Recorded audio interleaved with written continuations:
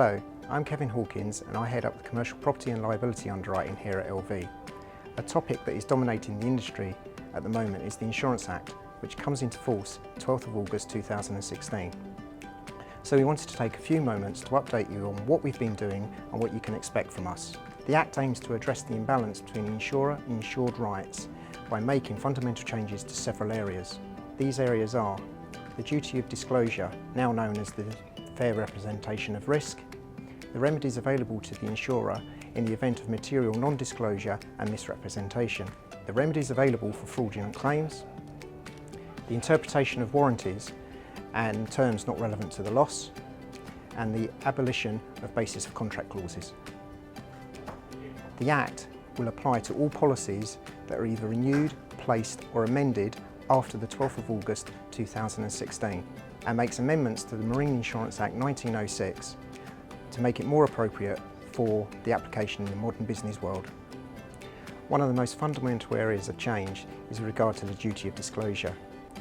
The Act introduces a new duty known as the fair presentation of risk.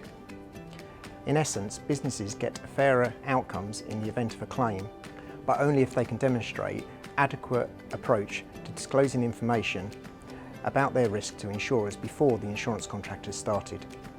The central requirement of fair presentation is still to share facts that are materially relevant to a prudent insurer. The Act now sets out in more detail what needs to be declared, who needs to be declaring, and also how the declaration of those facts need to happen. Turning now to what we've been doing and what your clients can expect from us.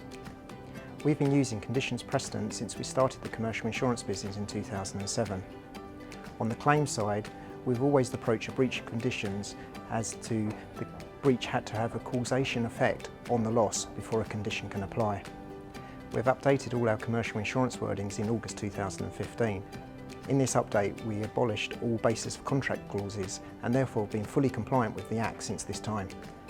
To make things easier for our e-trading business via Gateway and Actress solutions, we are introducing a fair presentation of risk guarantee, under which we will regard the completion of the online question set and compliance with our statement of fact as satisfying the duty of fair presentation, provided brokers have given full answers to the questions in good faith and there is no deliberate withholding of information known by the insured or the broker.